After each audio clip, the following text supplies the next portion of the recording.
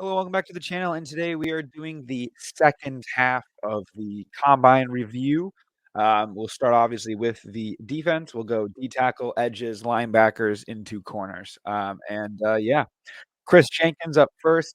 Great combine. Not only was it on the video, he had a pretty funny side interview the way he was doing them on NFL Network. He was talking about the importance of the moms, and we were talking about how cool it was that his dad also was in the combine. Not even just the combine, in the NFL as well. So, um, quickly, let me pull up his roster. While we do, you can look at the stats here. Maybe let's redo it here, and you can look at this 40-time run here. As you see, he is absolutely flying for a man of his size. 491. I mean, you can't get better than that, really. I mean, you can't, obviously, but for that size, it's one of the best out there. You can look at even Jim's up there loving it. Um, Kris Jenkins, he had a 9.55 RAS score. That puts him 74th out of 1,620 D tackles, which is unbelievable. 300 pounds, 6'3", big body. I think he's probably, I would say, the second best draft prospect in the Wolverines this season behind JJ. I believe he would likely go, probably not with first, but definitely like first half and second half. I think he's a pretty good guy there. Behind that, who the other defenders, Texas D tackle, maybe around or obviously efficiently. I think that's kind of good. But really good stuff, highlighted mostly by the 40-yard dash. You can see here he's going crazy, 29 reps. That's pretty good. Up next, we have Jaylen Harrell, the first edge rushers. I don't believe he did a lot here. Um, by that, I mean, I don't think he did a ton of the events. Yeah, he didn't do a 40-yard dash, so there's no video down here. One of the more unsung heroes of the Michigan Wolverines this year, really came on strong towards the second half of the season. Helped push up and get the pressure on McCord when he threw the interception to Rod Moore to beat Ohio State. So really good and a legend for that from Tampa, Florida. 6'4", 250, so a little light. But his height's pretty good. His vertical was 37, which is elite according to this here. And his broad jump of 9'10" was pretty good. So he did not qualify for a ROS, did no 40. But other than that, he was on pace to it. And all right, he had a great composite explosion grade was great, and his composite size was poor. So basically, just his weight was too low, but his vertical was incredible. So that's a summary for him there. I think he's probably going to go late sixth, sixth round type guy. If you like his fit, maybe fifth round, but it'd be probably thinking sixth round, seventh round for him. I would say fifth or sixth round for the next edge rusher, Braiden McGregor, 6'5", 250. They love his height there. I don't think he ran a 40 either. McGregor, yeah, he did not run a 40. All he did, I believe, was just get measured. Yeah. Really good. He'll obviously probably get Max Crosby comparisons just purely because of his size and, his ethnicity. But he's a taller guy. He did a lot for Michigan. We really rotated edges in like crazy between these two, along with Josiah Stewart and more. We had a lot of guys running around the edge there. He did pretty good. So 6'5", 275, 33 arms, 10 hands. Out of Port Huron, Michigan. Shout out the Uncle TK and the rest of the guys around that I know. But yeah, he's a little bit higher prospect here of a 6. Again, same thing. I think he'll be 6th round, maybe 5th. He creeps into the end there, but not one of the biggest guys. He's not going to be a guy you really see, make a ton of plays in the NFL. I don't believe, but he did so much for Michigan. Against a lot of odds too. So I would not be surprised if he ended up doing it in the NFL, but I'm just being realistic right now. And I think he's, I would say right here, average backup or special teamer. I think he'd be a good backup guy. So up next, we have Junior Colson, the first of the two linebackers. Junior had a hell of a combine.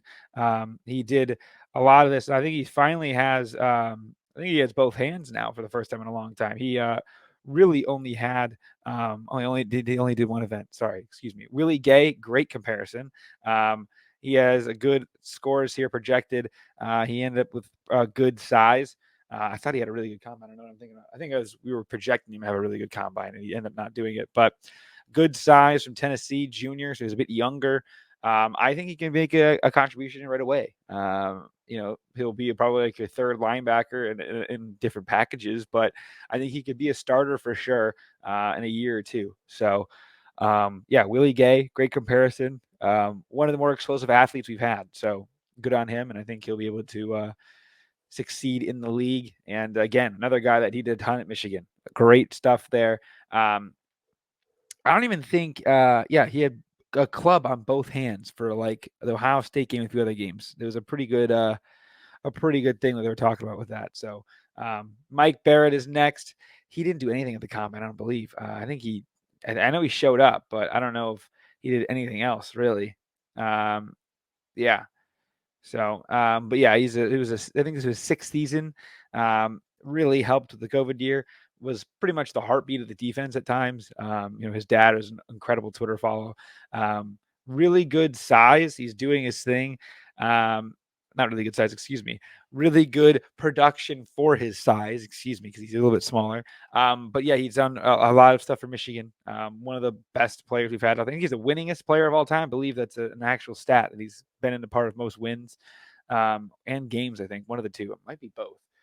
But he's going to probably be a fringe guy like Harrell and McGregor, but he's the type of guy you want on your team. Good culture fit, an absolute dog, a leader of men, a warrior. And he's really done his thing the last 2 seasons, especially last year. He kind of really came on strong, had a ton of huge plays. I think he had a couple sacks in the biggest games, the ranked opponents. I know against Penn State, he kind of led the defense with everything that was going on, did a good job there. Overall, just again, Michigan legend. So I would love to see him do his thing. I feel like he could be a type of guy that like is on the practice squad, and then if you get Hard Knocks and he's on there, he'd be a Hard Knocks guy. I think he's got like hype and passion like Jamal Williams. That's what I would say when in terms of the Lions combine. So our Lions Hard Knocks. But up next, we have our 2 corners here. One of the biggest winners of the transfer portal is a guy like Josh Wallace, right? Out of UMass, probably not getting a lot of love. And then Michigan takes not even a chance on him, but he comes over to Michigan. He's our cornerback too. Really did a great job doing his thing. I don't think he did much of the combine as well. I don't even think he qualifies for Ross. He does. He doesn't qualify for Ross, but he did a little bit here. He had a poor shuttle, poor vertical, a pretty good broad, a pretty good height, and low weight. But other than that, he's all right of a guy. I think he'd be a rotation piece again. Most of these defensive guys are kind of rotation pieces at the league at best. But again, they all have this dog and this fight in them that you cannot, there's no stat on here for passion and there's no stat on here for heart. And these Michigan guys have that in spades. So I would not be surprised if he worked his way up into a starting type role. But he did good on an island. He was really good one-on-one. You can kind of look at some of that stuff at the end. It would have been great in this year's Michigan defense system with Wink Martindale, but really like what Josh did. Super happy that he came in, was able to, mutually beneficial relationship. Coming to Michigan, get some attention, some clout, in addition to, winning a national championship. I always think it's funny when you look at like 2 of the biggest pieces of our defense, and Josh Wallace and Josiah Stewart. They were at UMass and Coastal Carolina respectively, and then now they're national champions at the University of Michigan. So it's the good side of the portal. The portal giveth, the portal taketh, and we'll see if we can get other guys like him, because he was one of the late additions in the portal. So finally, it is the man, Frozone Mike Sainristil. Captain on defense, the guy, when you think of Michigan, you think of him. He played offense in addition to defense. He flipped over from offense to defense basically right around COVID, and became a legend of Michigan, obviously knocking the ball out of Cade Stover's hands. He did every event at the combine, 14 reps on the bench press. I mean, it's not a ton, but I mean, you don't really need it. So let's see. Sorry, my Twitter is bugging out right now. Otherwise, I'd already have his Ravs up. But 5'9", a bit smaller. One of the best, guys out there in terms of. One of the best guys in terms of nickel corners out there that you can get. Swiss Army knife, can really play all over the field. Really good hit against Ohio State this season, so you know what's going on in terms of him. Even though he's a bit smaller, right? He still has really good power and passion. And also really good vlogs. I didn't mention that with Roman, but he has really good vlogs. It's really cool. He also had a really cool he had a really cool piece with his with one of the lady that was doing the interviews with Kris Jenkins, where because he's expecting a child soon, a daughter. They did a gender reveal in the big house. It's pretty cool. And I think they were like wrapping or swaddling a football. I don't know if it's the correct term. They were doing something, whatever that was with the blanket. They were folding it around the football. It was pretty funny. So he's getting ready for that. Congratulations to him and his girlfriend. But yeah, he had a elite 10-yard split, elite shuttle, and then incredible vertical and broad. He got an elite there. He had 8.51 RAS, 333 out of 2,222 corners from the last 50 years. So he did a great job there.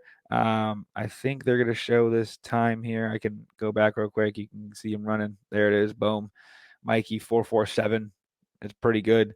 But yeah, that is actually all we have for this video. I know it's a little bit less on the defense, but you know how it is. Everyone needs to focus on the offense a lot more than the defense. But, defense does win championships.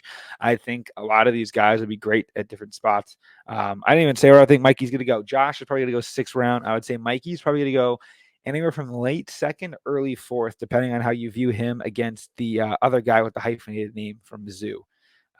Chris something. I don't know. It escapes me. I'm sorry. I'm still trying to get my official prospects and stuff down, but the corner from Mizzou is the other nickel, and I think I would obviously take Mikey over him, but that's just me being me. So, but yeah, really good guy. I think he'll fit in there. Good culture fit. Love his parents, doing his thing. So, but yeah, that's all I have for now. Thank you for watching. Great support on the channel recently with the Michigan basketball videos. We'll start to do some combine stuff. I'll mix in some Michigan stuff as well. But yeah, that's all I got for now. Please like and subscribe. We'll see you guys next time. Peace.